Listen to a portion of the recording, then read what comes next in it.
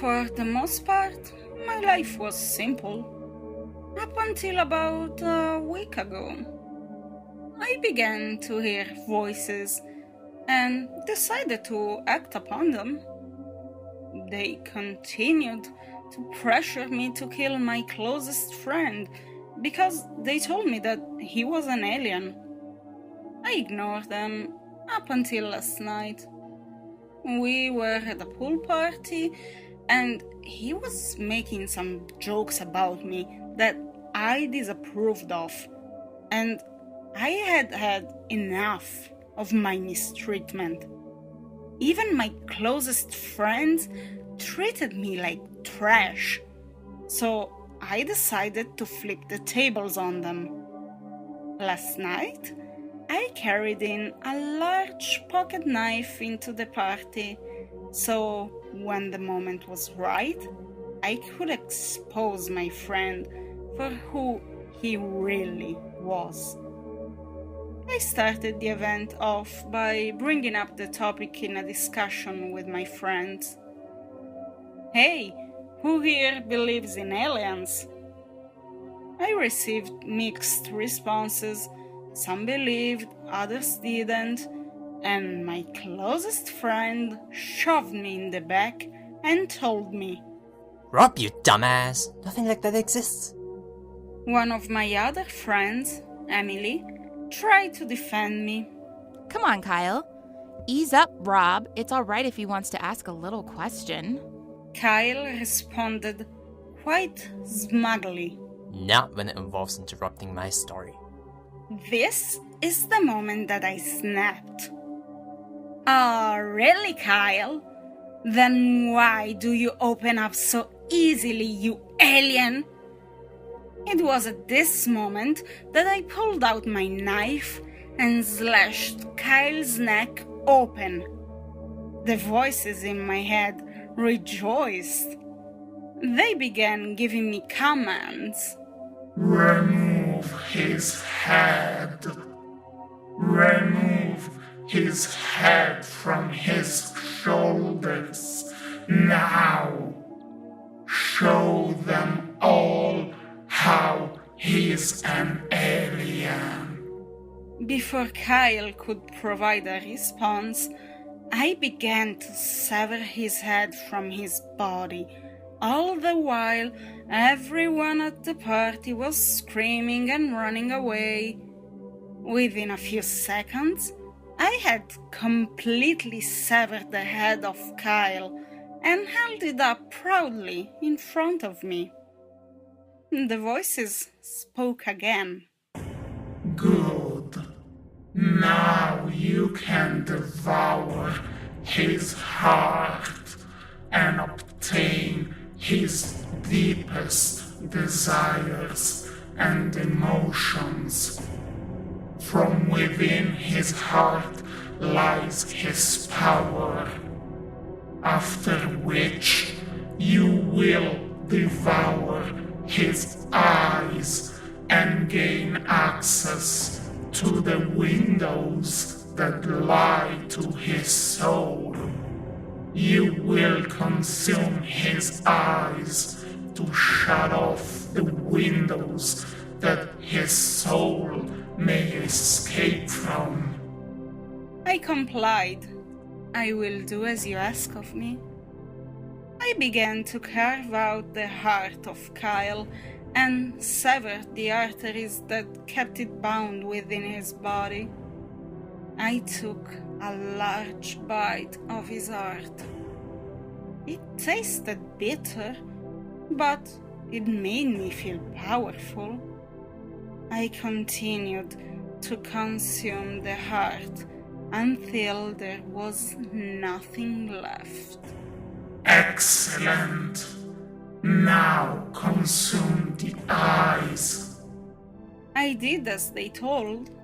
I tore both eyes out of their sockets with my bare hands and placed them both in my mouth like the plumpest tomatoes and squished their warm juices in my mouth.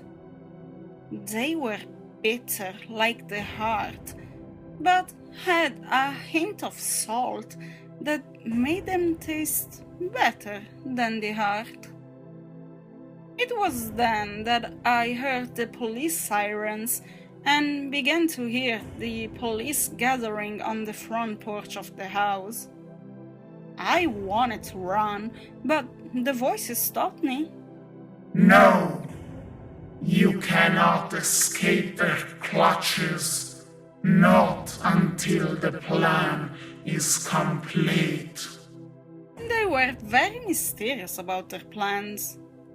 But I did feel and enjoy the power that it gave me from eating the alien I used to call Kyle. I complied once my nerves had calmed. I sat down and placed the knife in my lap. I raised my hands to the night sky above. I will do as you command, my masters. The police arrived and apprehended me with what they refer to as a compliant arrest. They drove me to the police station and placed me in a cell. The voices continued to speak to me, further illustrating their full plan of bringing down these feeble humans. They told me that I was immortal until proven otherwise. I'm still not sure what they meant by that, but I will comply with them as they wish. I waited in silence as the voices continued to reveal to me the truths of this world. I continued to listen to them until the day the officers forced me out of my cell and took me into what appeared to be a courtroom. I heard the voice of a judge and sat up straight to hear him. Now, Mr. Rob Silverstein, you are being placed on trial for the murder and desecration of Kyle Dennings. Before we begin, do you promise to speak and tell the truth, and nothing but the truth? So help you God. The voices told me to comply with them. I do, Your Honor. Very well. From here, the trial began and several representatives came forward to question me on what happened that night and why I did what I did. The voices told me to tell them the truth and to explain the part of their plan that involved the death of Kyle. I began to explain to them the reason why I did so. I told them about the voices and how they commanded me to kill Kyle because he was a traitorous alien that wanted to kill me, and that the only way to assure his true death and surrender to me was to kill him and to consume his heart and eyes. I left the questioners in shock and in fear. The family asked me why I did this and what kind of monster I was. I explained to them simply why I did what I did. I killed Kyle because he was not my friend. He was an alien who wanted to kill me, and now that I have killed him, I am a stronger human than the rest of you.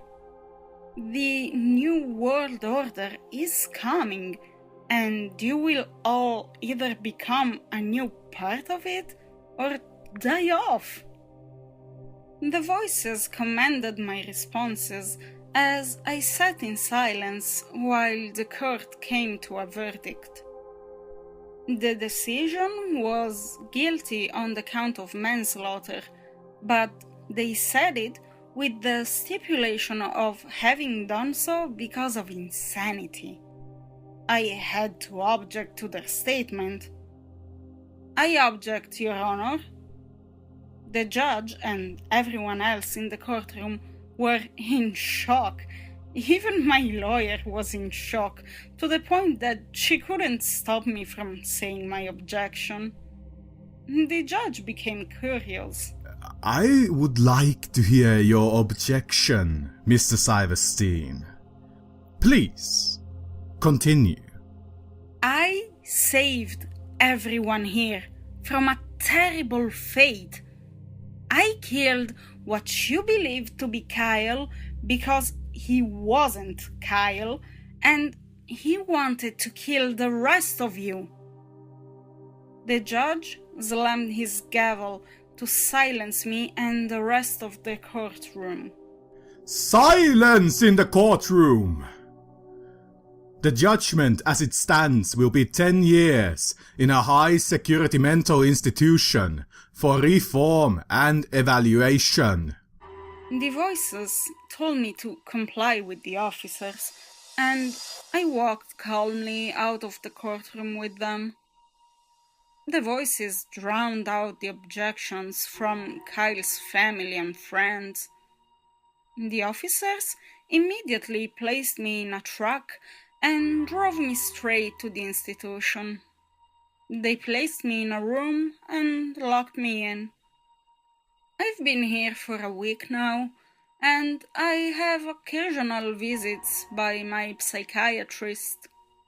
He often becomes frustrated because he believes that he's not making any progress. I don't understand what he expects of me.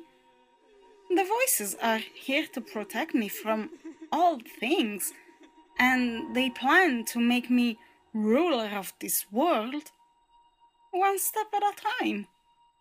I still see Kyle, or at least Kyle's spirit, as he is now trapped with me. We play games sometimes, usually board games, since the doctors believe that I'm not sane enough to play games with the other patients.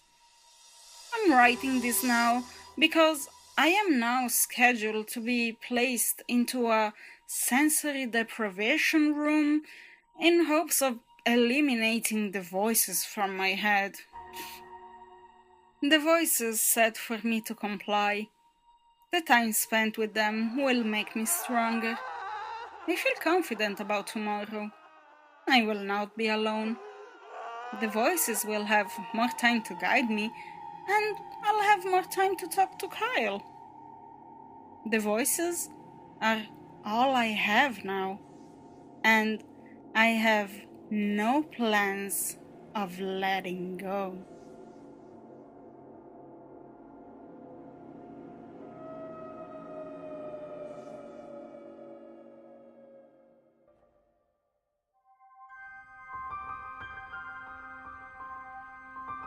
It's in the dustiest books that you may find the best stories.